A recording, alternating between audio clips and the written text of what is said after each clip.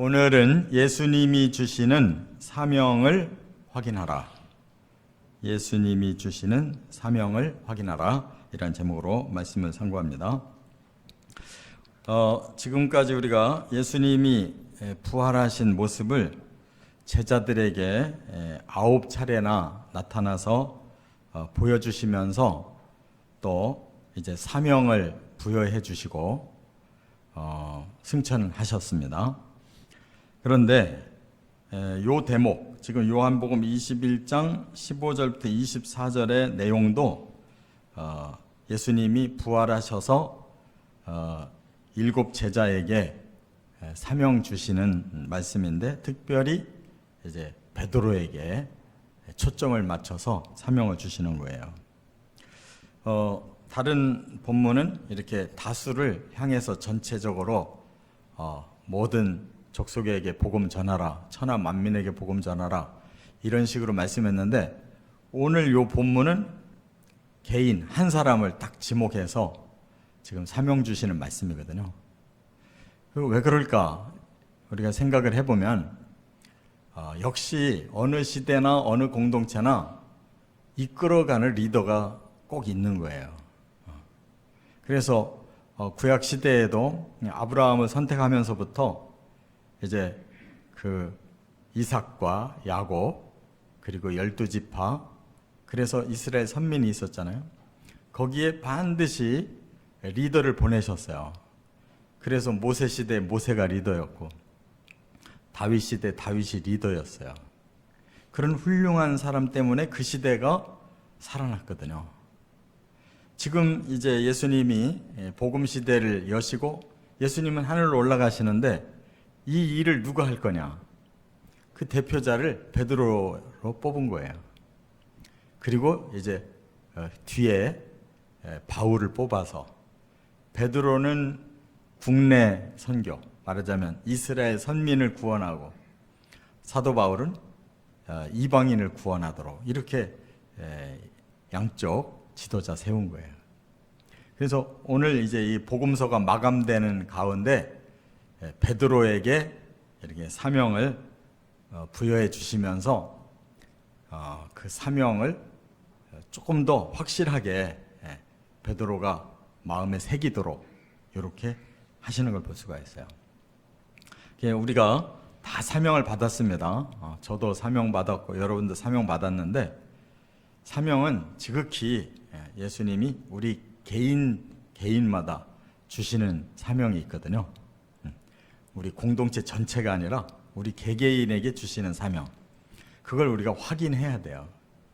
그래야 내 사명은 뭐구나, 나는 어떤 자세로 하나님 일 해야 되겠구나, 이게 이 개인적인 조우 사건이 확실하게 있어야 그 체험 가지고 그 확신 가지고 가는 거예요. 그래서 오늘 본문의 베드로에게 3가지를 사명을 확인하도록 이렇게 주셨어요. 첫째, 15절부터 17절에 보면 예수님을 사랑하는가 하는 걸 확인하게 하셨어요. 예수님이 베드로를 딱 지목해서 네가 나를 사랑하느냐 3번이나 물으셨어요. 베드로는 그때마다 네, 제가 주님을 사랑합니다 라고 대답을 해요. 그러면 왜 이렇게 예수님이 사랑하느냐 3번이나 이렇게 물으셨을까요? 3번은 이거는 확실성을 의미하는 거예요. 그래서 이 구약 성경에도 증인을 세울 때 2-3 증인을 세워라 그래요. 이 3명까지 증인이 나오면 그건 확실하다 그 말이에요. 똑같은 증인이 말을 한다면 그 말은 받아들일 만하다. 하나님도 성삼위 하나님이세요. 이 성경은 이 셋이 대단히 중요한데, 예수님이 베드로에게 3번을 물었다. 이거는 확실하게 사명을 주려고 하시는 거고, 베드로의 그 마음을 확실하게 확인해 보려고 하시는 거예요. 어떤 마음? 네가 정말 내가 주는 사명을 감당할 만큼 나에 대한 사랑이 있느냐? 이 사랑이 그 가슴에 충만하면, 예수님을 진짜 사랑한다면 감당할 수 있는 거거든요. 근데 그렇지 못한 일을 보여줬기 때문에 그것을 또 기화로 해서 다시 한번 3번 확인하는 거예요. 베드로는 바로 그 며칠 전에 그것을 자기가 스스로 저지른 사람이에요. 3번이나 예수님 모른다.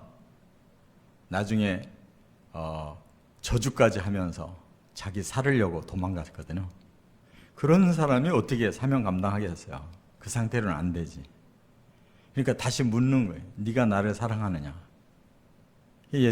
예수님 앞에 사랑합니다 3번 고백해요. 근데 3번째 갈수록 슬픈 기색을 했대요. 자꾸 거듭 물어보니까 이제 베드로도 죄의식이 생겼을 거고, 그리고 자기 자신도 내가 이렇게까지 예수님 앞에 부족하구나 하고 스스로 자기를 탄식했을 거예요. 그럼으로써 마음에 더 다질 수 있는 기회를 주셨는데, 예수님은 사랑하느냐라고 물을 때 아가페로 물었거든요. 근데 베드로는 사랑합니다 그랬는데 필레아로 고백했어요. 하늘과 땅 차이예요. 너는 내가 너를 사랑해서 십자가에 내가 죽은 것처럼 너도 나를 사랑해서 너도 십자가에 죽겠냐 이렇게 물어본 거거든요.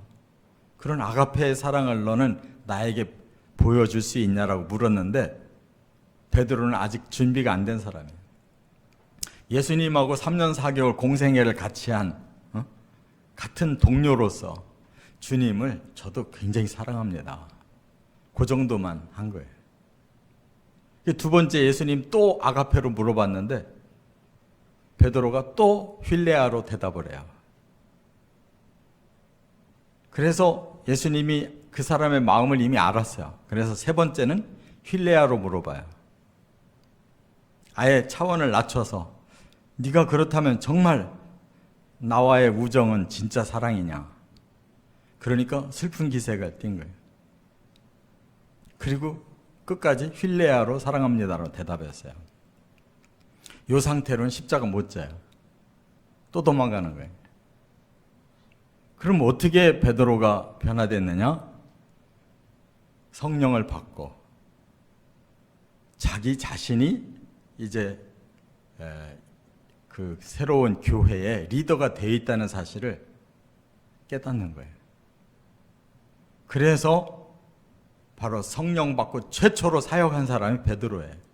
바로 그 자리에 일어나서 캐리그마 복음을 요약해서 설교했는데 거기 유대인들이 또 유대교를 믿는 해외에서 온 교포들이 잔뜩 있는데 그의 설교 한마디에 그날 유대교인 3,000명이 기독교인으로 바뀐 거란 말이에요. 그러니까 예수님은 그 능력을 보신 거예요. 이 사람이 얼마든지 할 수 있는 사람인데 정말 예수를 사랑하는 마음, 아가페적인 사랑만 있다면 큰일 하겠다 아신 거예요. 성령이 들어가고 그의 마음에 진짜 변화가 오니까 메시지부터 달라지고 이렇게 정말 아가페의 사랑으로 끝까지 예수님 사랑할 수 있는 사람으로 바뀌었어요. 그랬더니 예수님이 주신 사명이 뭐냐? 내 어린 양을 먹이라 그랬어요. 왜 어린 양이라고 그랬을까요? 이제 교회가 시작이에요. 시작. 그 어린 양을 잘 먹여서 키우고 또 그 양이 또 다른 양을 낳고 이렇게 교회가 이제 온 세계로 퍼져나가야 되는데 그 시작을 여기서 말씀해요. 너로부터 시작된다. 그래서 정말 첫 번째 전도 설교에 3,000명이 모여들면서 조금 있으니까 5,000명이 넘었잖아요. 나중에 수를 헤아릴 수 없었고 예루살렘에 박해가 일어나니까 이 복음이 사마리아로 넘어가고 막 세계로 넘어갔거든요. 그렇게 양을 먹이는 사역이 본격화된 거예요. 그런데 처음 말씀은 3번 또 사명을 말씀했는데 내 어린 양을 먹이라 그래놓고 두 번째는 내 양을 치라 그랬고 세 번째 내 양을 먹이라 이렇게 말씀하셨어요. 예수님은 단어 하나도 그냥 대충 얘기하시는 법이 없어요. 그러니까 시작을 베드로가 하면 이제 개별적인 신자도 성장하지만 교회가 성장하잖아요. 그러면 치해야 되는 거예요. 이 먹이라는 단어하고 치라는 단어는 차원이 좀 달라요. 먹이라는 것은 일단 그 어린 양을 키워야 된다는 뜻이고, 치라는 말은 그를 잘 가르쳐야 된다는 뜻이에요. 이 친다라는 말은 감독한다는 뜻이에요. 교회가 아주 처음 시작했을 때는 일단 신자 만드는 게 중요하죠. 그 다음에 그 신자들이 성숙한 신자로, 성숙한 교회로 질서를 잡아나가고 그게 확장돼야 되죠. 그게 치는 거예요. 그리고 다시 내 양을 먹여라 그랬어요. 이것은 어린 양을 먹여라 하고 내 양을 먹여라는 좀 달라요. 이것은 더 성숙한 성도들을 만들어서 또 다른 제자를 양육할 수 있는 단계까지 제자가 또 다른 제자를 낳는 거란 말이에요. 이렇게 제자 훈련시키라는 거예요. 할렐루야. 우리는 예수님의 말씀을 이게 원어로 보면 그렇게 차이가 있어요. 그래서 우리가 주인이 아닙니다. 예수님의 양을 먹이라고 그랬어요. 근데 많은 목사님들이 목회하다 보면 지 양인 줄 알아요. 우리는 다 예수님 거예요. 예수님 거. 저는 잠깐 청지기로 일산교회 담임 목사 역할만 잠깐 하는 거예요. 일산교회 예수님 거고. 우리 모든 직분자들 자기 거 아니에요. 다 예수님 거예요. 우린 청지기. 그러니까 너무 자기를 내세우고 주권을 세우면 안 된다면 나중에 가서 혼나는 거예요. 예수님이 주인인데 지가 대신 주인 노릇하고 휘저어 놓고 갔다. 그러면 자기 양을 만들어 놓은 거잖아요. 저는 목회 초반에 그걸 깨달았어요. 목사 안수 받자마자 그해 가을에 개척을 했는데 몇 년 하는 동안에 내가 꿈꾸던 교회를 만들어 보고 제자 훈련을 시키려고 했거든요. 근데 그 5년 만에 꿈이 싹 사라지더라고요. 이거는 내 교회가 아니고 내 양이 아니구나. 주님이 원하시는 대로 내가 양을 치는 목자에 불과하구나. 깨달았어요. 그래서 아주 겸손하게 낮아져 가지고 나 다시 목회 다시 시작해야 되겠다. 그 담임 목사 하던 사람이 서울에 부목사로 올라온 거예요. 다시 시작하려고. 담임 목사 하다가 부목사 하기 힘듭니다. 아무리 크든 작든 담임 목사는 담임 목사고 부목사는 부목사예요. 이처럼 우리는 사명에 대해서 정말 예수님을 사랑하느냐, 예수님이 주인이시냐, 그것을 확고하게 가지고 우리 직분을 거기까지 감당해야 된다는 거예요. 두 번째, 18절 19절에 보면 죽음을 각오하는가 이걸 물으셨어요. 예수님이 그의 미래를 이렇게 말씀했어요. 너는 젊어서는 스스로 띠를 띠고 원하는 곳으로 다녔지만 늙어서는 네 팔을 벌릴 것이다. 남이 너를 띠띠우고 원하지 아니하는 곳으로 데려갈 것이다 그랬어요. 그 인생이 좀 갈수록 펴야 되는데 베드로는 갈수록 힘든 거예요. 젊어서는 자기 힘으로 다닐 수가 있지만 늙으면 누군가에 의해서 끌려가야 된다는 거예요. 이게 어떤 인생을 의미하느냐? 너는 순교할 거야. 너는 젊어서는 열심히 세계 복음화를 위해서 내가 맡긴 사명을 감당하고 네가 늙으면 네 원대로 살지 못하고 너는 죽어야 돼. 그 얘기예요. 그래서 이 성경에는 베드로의 죽음은 안 나와요. 바울의 죽음도 안 나와요. 그 직전에 다 성경이 끝나거든요. 근데 이들이 전승, 그 교회사에 기록물들이 남아 있잖아요. 거기에 보면 사도 바울하고 베드로가 네로 황제가 박해할 때, 그러니까 서기 60년대 중반쯤, 그때쯤 두 사람이 다 잡혀서 죽어요. 사도 바울은 참수를 당해 죽어요. 이 목이 베어져서 죽고, 베드로는 십자가에 매달려 죽는데, 이 베드로 행전이라고 하는 외경 같은 책이 있어요. 거기에 그런 얘기가 나와요. 이 코바디스 영화 보셨죠? 그게 그 얘기예요. 그 얘기. 막 박해가 일어나니까 당신은 지도자인데 여기 있으면은 안 됩니다. 일단 몸을 피했다가 다시 지도력을 발휘해 달라고 그렇게 다른 제자들이 막 요구하니까 베드로가 나가요. 로마 밖으로 나간다고. 가다가 예수님 만난 거예요. 그래서 코바디스라고 물어본 거예요. 주여 어디로 가십니까? 그랬더니 네가 버리고 가는 로마를 향해 나는 간다. 다시 십자가지로 나는 간다.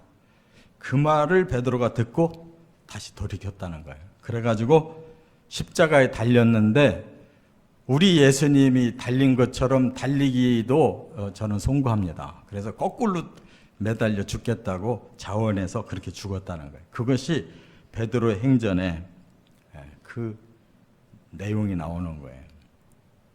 그래서 예수님의 이 지금 너 죽음을 각오해야 된다라는 이 말씀이 그대로 성취됐다 하는 겁니다. 그러니까 예수님이 왜 사람을 죽이려고 하겠어요?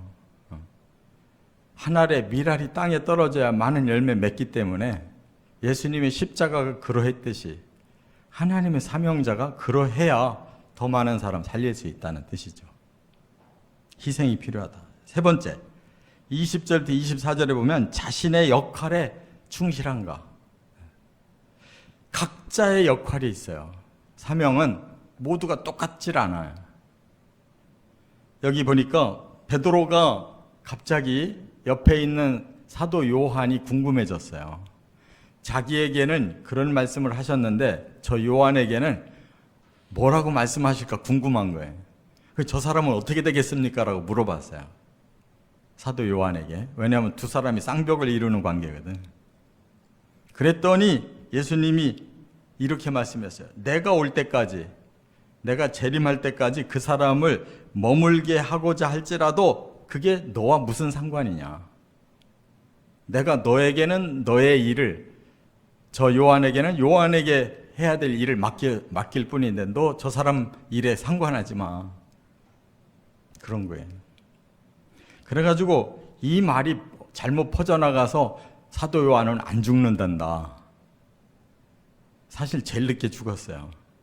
다른 제자들 다 죽었는데 사도 요한은 90세가 넘도록 살아있었다. 그도 죽을 수밖에 박해를 받았어요. 에베소에서 목회하다가 그가 기름가마에도 집어넣고 막 여러 가지로 죽이려고 했는데 안 죽으니까 살려가지고 할 수 없이 반모섬에다가 유배를 보낸 거예요. 거기서 계시록을 썼잖아요. 그와 같이 사도 요한의 사명과 베드로의 사명은 달라요. 베드로는 대표로 죽어야 되는 사명이 있고 사도 요한은 마지막까지 살아서 종말의 예언까지 써놓고 죽게 하셨다고요. 다 사명이 달라요. 이와 같이 담임 목사는 담임 목사의 사명이 다르고 장로님은 장로님의 사명이 다른 거예요. 근데 제가 자꾸 장로님 보고 이래라 저래라 하면 되겠냐고. 장로님들이 자꾸 저보고 이래라 저래라 하면 되겠냐고. 자기 일만 열심히 하면 되는 거예요. 판단을 주님이 하시는 거예요. 깨달으시 바랍니다. 너무 남의 얘기를 많이 하면 그게 다 우리의 죄가 되는 거예요. 그래서 저는 참 힘든 것이 설교는 이래라 저래라 해야 되는데 제 개인의 역할은 그렇게 하면 안 돼요. 설교는 똑바로 예수님의 마음을 하나님이 주신 말씀을 그대로 전해야 되는데 이게 제 말이 되면 안 되잖아요. 저는 강대상 위와 강대상 밑을 구분하려고 애를 써요. 그게 쉬운 게 아니에요. 사람이기 때문에 위에서 선포한 말씀이 밑에서도 자기 걸로 생각할 수가 있어요. 그래서 많은 목회자들이 쓰러지는 거예요.